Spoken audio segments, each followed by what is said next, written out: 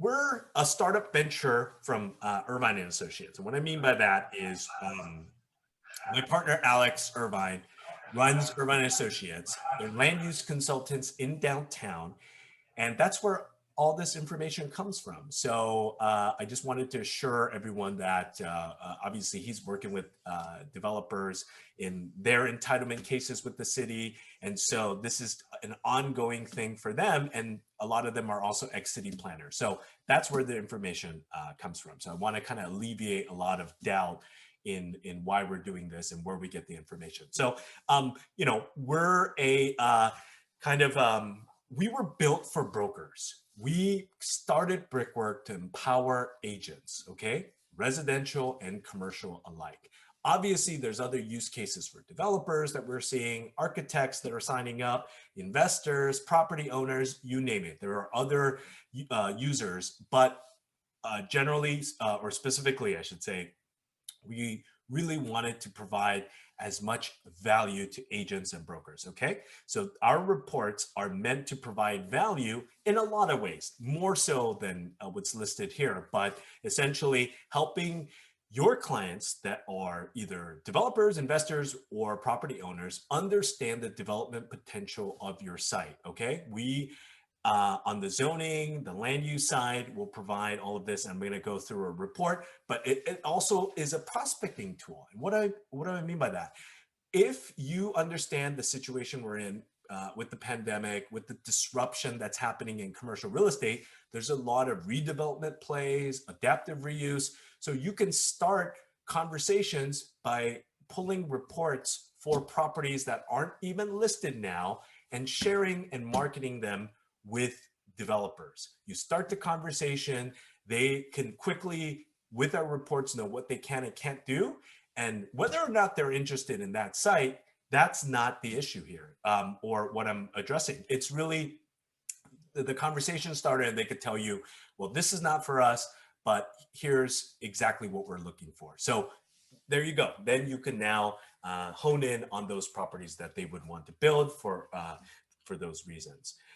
And our reports cover generally, and this is just some highlights, right? But we're essentially trying to screen through anything that might prevent what you think you could build on the site. That's another thing. But then, of course, we're going to give you the buy right and what you can build with density bonus programs. Now, this is based on a transaction that started with the Brick+Work report. And both the buyer's agent and the listing agent are our users. So James Doherty, obviously, is the buyer's agent in this transaction. And, I just wanted to share that this started with a Brick+Work report, and it was an out-of-state developer. So obviously, we introduced what you can and can't do. And of course, they took it from there to actually move forward with more in-depth information. And again, we're just trying to provide the initial due diligence. We're not trying to say that with our reports, you can actually go and put an entitlement submission. No, I think you need to hire, hopefully, Alex Irvine, Irvine and Associates, to actually handle your entitlement case. But again, I think we're a valuable tool for the initial due diligence. And this was a transaction that closed, which started with Brick+Work. So here are our plans. So we are month to month. I want to stress that, right? We have a novice plan where if you don't want to get charged and you just want to purchase reports when you need them, by all means, sign up. It's $50 per lot or parcel. We have the specialist and the pro that come with their own benefits, which are 5 lots for specialist, 15 lot, obviously, for pro. Again, we have the ADU massing and the reports that are going to come with specialists, but they also are for pro. But for the pro only, we have the KTGY massing model that we're going to be announcing here soon. So just wanted to quickly go over that. Now, this is not what's on a report right now, but this is where we want to design, or the new designs are going to be kind of following this flow, right? So this is a sample address, but this is, on this one, it says it's a C2, 105 unit, potential tier 4 TLC. And if you go through this report, we're going to go through the by right, development potential, the floor area ratio, the max height, the minimum setbacks. We're going to obviously provide what the parking requirements are. And then here, by right, the dwelling units was 57 units, right?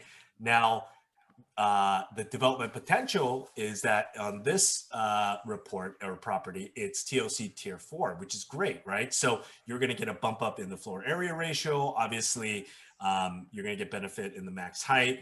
Your buildable envelope, therefore, has increased, and which nets a max dwelling units of 105 units. Now, one thing I want to add on here is that basically this is the start.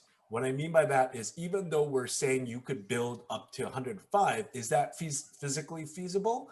Probably not, right? And so that's why this partnership with KTGY is really beneficial, is that now the architects are going to come in and they're now going to mass that to see what is physically feasible. Okay, so I just wanted to kind of jump in there and stress that point. So, the affordable units is the kind of reason why TOC exists. Is the city definitely wants affordable units, and therefore it's a give and take with providing additional benefit for the developer for these sites. So you do have to provide affordable units here, and the parking requirement is here as well. So the restrictions is what I was talking about here. As you can see, for this site, there is a specific plan. There's no queue conditions.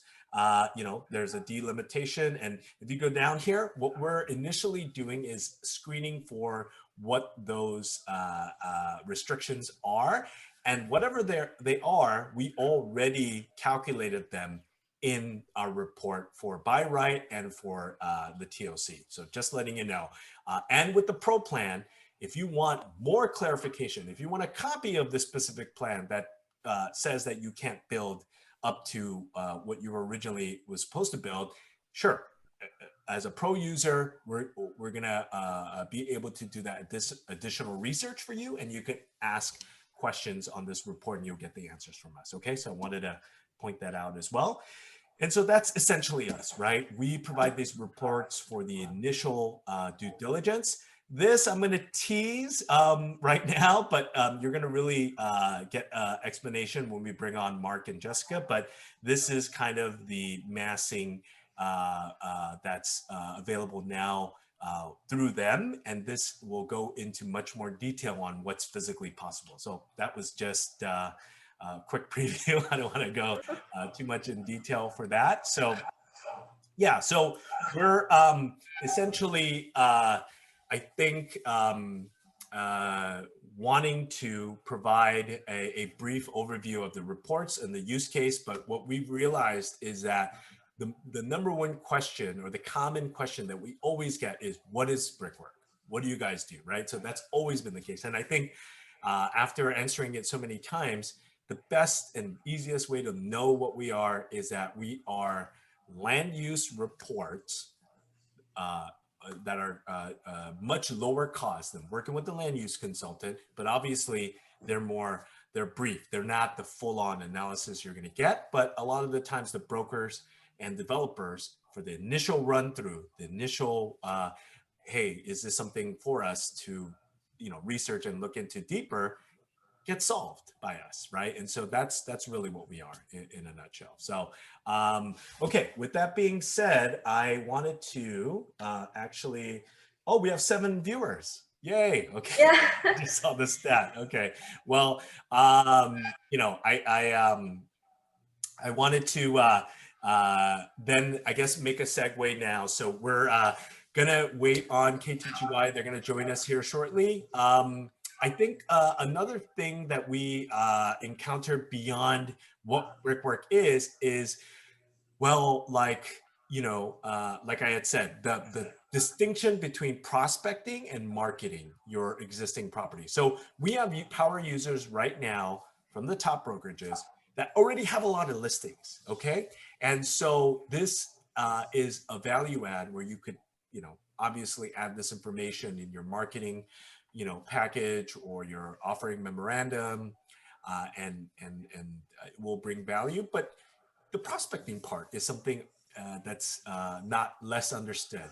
There are a few users that see the opportunity of what I mentioned, redevelopment, start conversations with developers. So even though they're a pro and they might only have one or two properties, and they're like, well, why do I need to be a pro? And what am I going to use the 15 or so or the 12 or so credits that I'm not using is a lot of the users are prospecting with those credits. So I think if you can identify properties in and around, because we cover LA County, and we're also going to be expanding to cover Ventura County, Orange County, and Riverside County. We're just waiting on the specific cities that get requested, and there's going to be a timeline coming here soon where we're going to announce which cities or municipalities, I should say, we're going to cover on our reports. But you can pull these reports ahead of time in very good sites, commercial C-Zone, on Wilshire, on Venice, all of these places for prospecting purposes. Will the landowner sell? We don't know, right? That's where brokers come into play. But you can send those reports in advance to developers, again, to gain, gain interest on anything. And if they are interested on a few sites, you can then approach the ownership and obviously try to broker that deal. So we've seen it happen, and that's why we're kind of putting that out there for anybody that is questioning, uh, what do I do with the excess credits for reports?